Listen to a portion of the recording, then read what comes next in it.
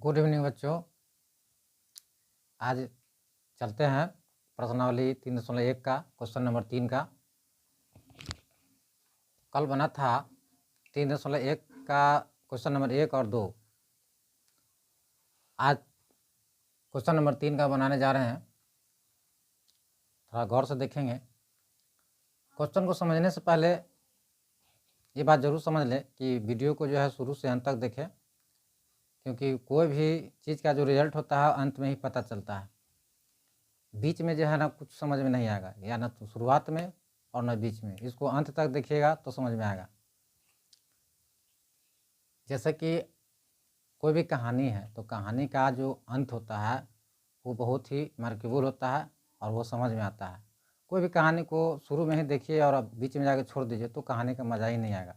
तो पढ़ाई है या इसको शुरू से अंत तक देखिए, समझ में आएगा ही।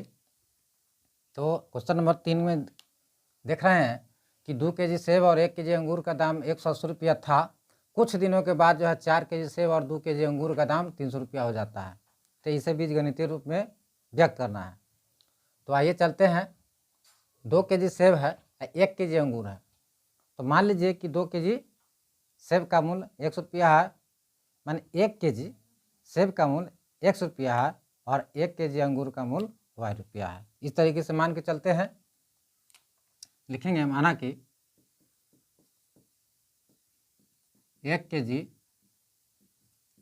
सेब का दाम 100 रुपया है तथा 1 केजी अंगूर का दाम ₹y है। तो जब आप बाज़ार जाते हैं मार्केट, तो आप सब सामान एक साथ ले लेते हैं, तब फिर उसका जो है पैसा आप पे करते हैं, चुकता करते हैं। तो उसी तरीके से यहाँ सेब भी लेना है, अंगूर भी लेना है और उसके बाद जो है इसका पैसा चुकता करना है। तो यहाँ पर हमने लिखा कि माना कि 1 केजी सेब का दाम 100 रुपया है और 1 केजी अंगूर का दाम ₹y है। तो 1 केजी सेब का दाम 100 रुपया, तो 2 केजी का दाम 2x होगा, 3 केजी का दाम 3x होगा। तो यहाँ लिखा हुआ है 2 केजी, तो आप लिख सकते हैं तो प्रश्न से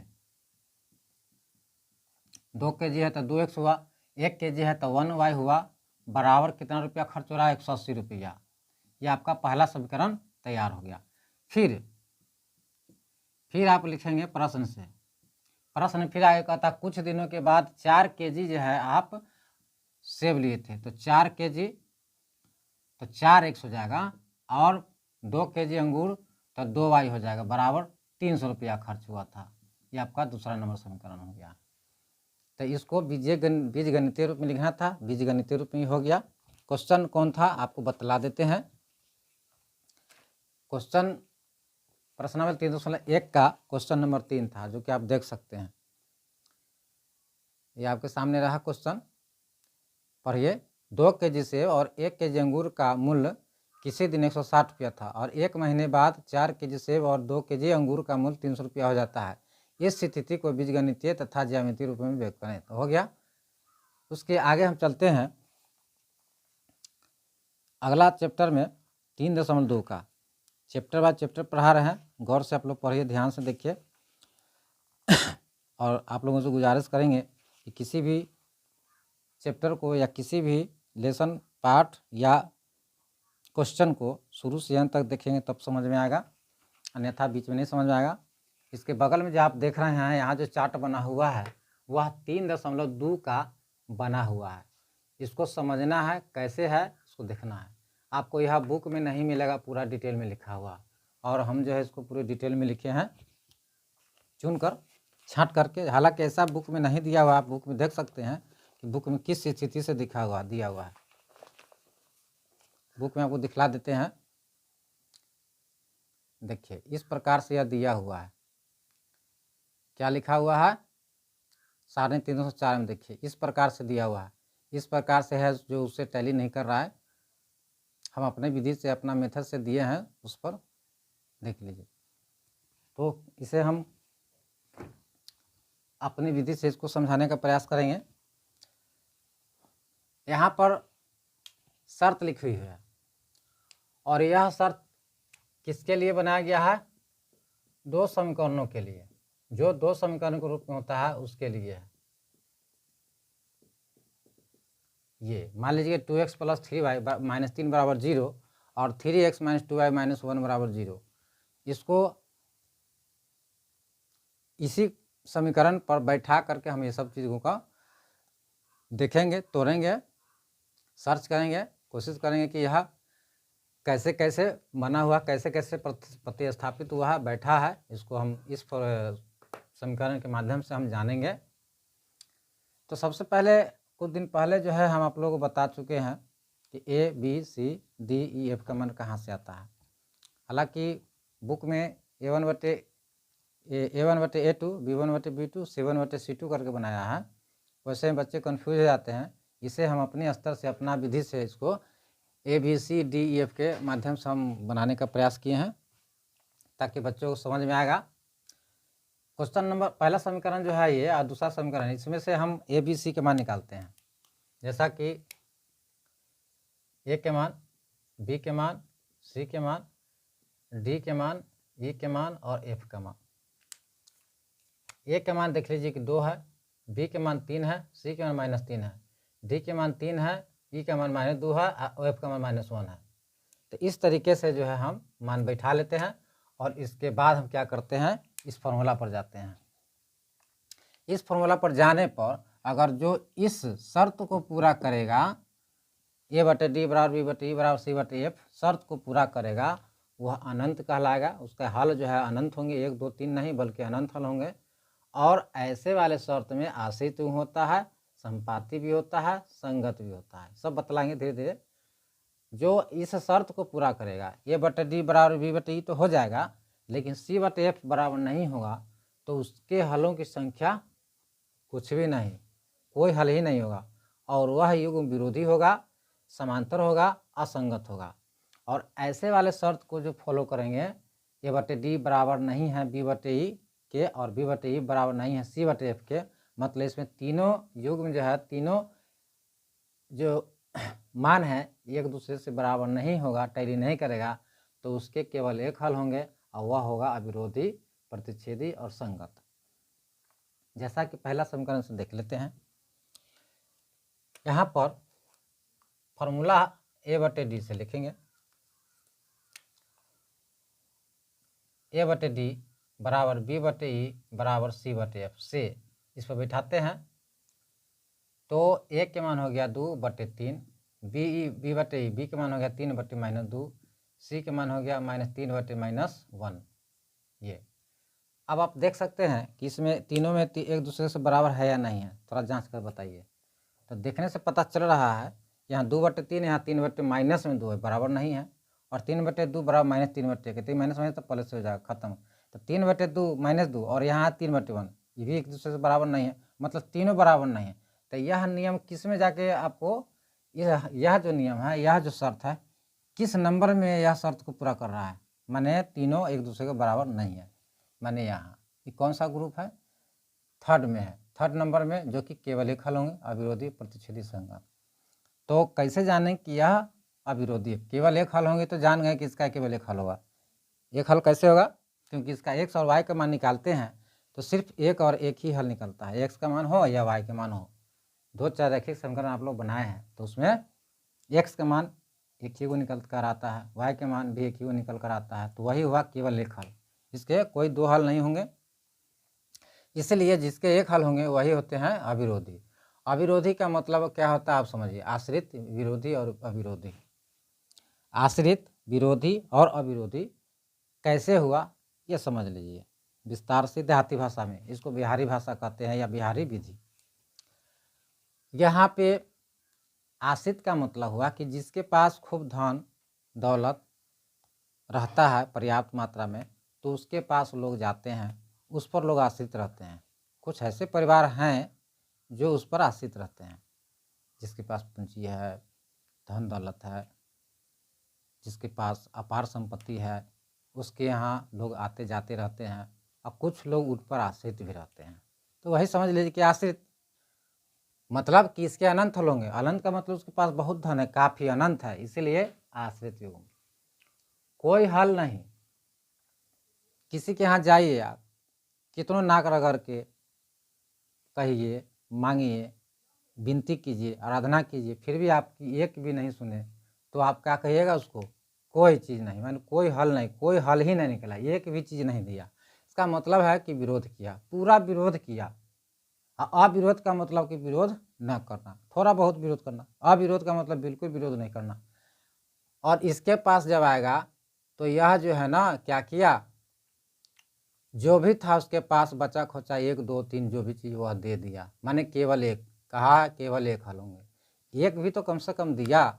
x का मान एक निकल के आता है, y के मान भी कोई एगो निकल के आता है, तो कम से कम कोई हल तो हुआ, इसलिए यह अविरोधी। ये समझ में आ गया होगा, आश्रित हूँ, विरोधी हूँ, अविरोधी हूँ। उसके बाद है संपाती, समांतर, प्रतिच्छेदी। ये कैसे हुआ तो आपको बता देते हैं कि जब हम ग्राफ बनाते हैं तो दो समीकरण का ग्राफ बनाते हैं, जैसे कि ये और ये हुआ, वैसा दो समीकरण जिसका ग्राफ बनाए तो अगर वह एक ही लाइन पर दोनों आ जाए, होता है कभी कभी दोनों का जो है ग्राफ एक ही पर बन जाता है, एक ही लाइन पर दोनों आ जाता है। जैसे कि आप लोग ग्राफ बनाए होंगे तो कोनो ग्राफ एक समीकरण से और दूसरा समीकरण से ऐसे कट जाता है, तो दो एक दूसरे को काटेगा, वही ना प्रतिच्छेदी होता है, उसी को प्रतिच्छेदी कहते हैं। तो यह आपका तीसरा नंबर है प्रतिच्छेदी। लेकिन वैसा समीकरण जिसको पहला समीकरण तो इसको ऐसे काट दिया, दूसरा समीकरण भी इसी पर जाता है, इसी लाइन पर, तो वही होता है समपाती। सम माने बराबर, पाती माने लाइन, एक ही लाइन पर दोनों गया तो समपाती हो गया। तो ये क्लियर हो गया आपका समपाती, एक ही लाइन पर दोनों आ गए, दोनों समीकरण आपको इसी के लाइन पर आएगा।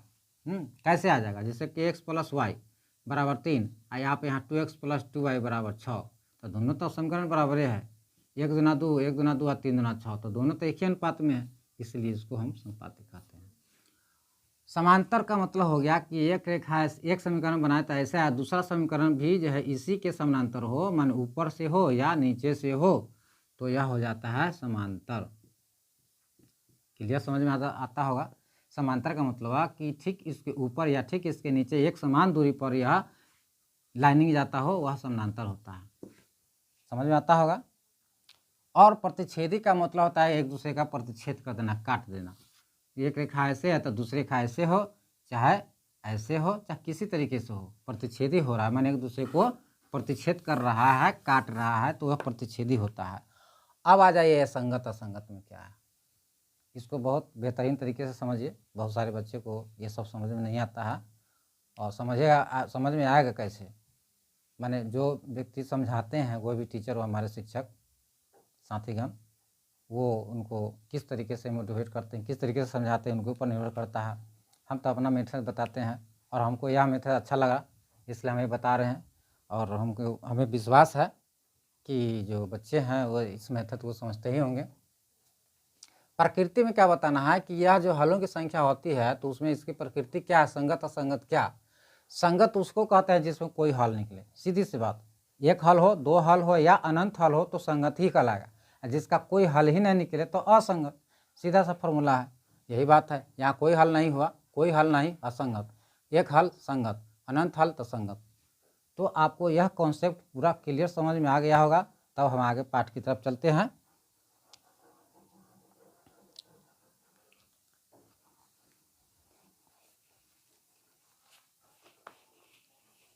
आज तो ज़्यादा काफ़ी समय हो गया है, इसको हम कल लेके चलते हैं। पहले इतना ही समझ लीजिए, थोड़ा एक और उदाहरण देकर समझा देते हैं। जैसे कि एक तो समझ में आ गया होगा, आप अब जो है आप बता सकते हैं कि कौन समांतर है, कौन प्रतिच्छेदी है, कौन संपाती है। जैसे क्वेश्चन नंबर 1 रहेगा, x - 2y - 3 बराबर 0, x - 3y - 3 बराबर 0। अब आप उसको देखिए, शॉर्टकट चलिए, a/d वाला फॉर्मूला पर शॉर्टकट, m एक है, तो सीधे लिखिए 1/1 बराबर -2/- 3 बराबर -3/-3। अब देख लीजिए इसमें क्या है, इसमें भी एक दूसरे का कोई बराबर नहीं है, तो क्या होगा, प्रतिच्छेदी।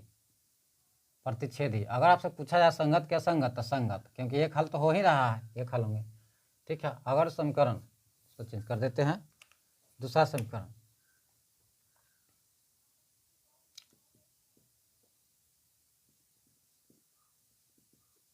इस प्रकार का हो तो कैसे बताएंगे। क्या लिखेंगे 5/10 -2/-4 -3/-6 3 दूना 6 2 दूना 4 5 दूना 10 सब आ गया 1/2 1/2 बराबर 1/2। ये कौन सा हल होगा? तो तीनों एक दूसरे के बराबर है तो यह पहले वाले नियम को फॉलो करता है। इसका मतलब है कि यह अनंत हल होंगे। इसके हल क्या होंगे? अनंत। यह कौन सा युग होगा? आश्रित। क्या होगा? तो संपाती और संगत। अनंत हल होंगे इसलिए संगत। ठीक है, ये समझ में आ गया। दूसरा समीकरण तीनों में से समझा देते हैं। अगला देख लीजिए। अगला समीकरण अगर रहे x + 3y - 2 = 0 और 2x + 3y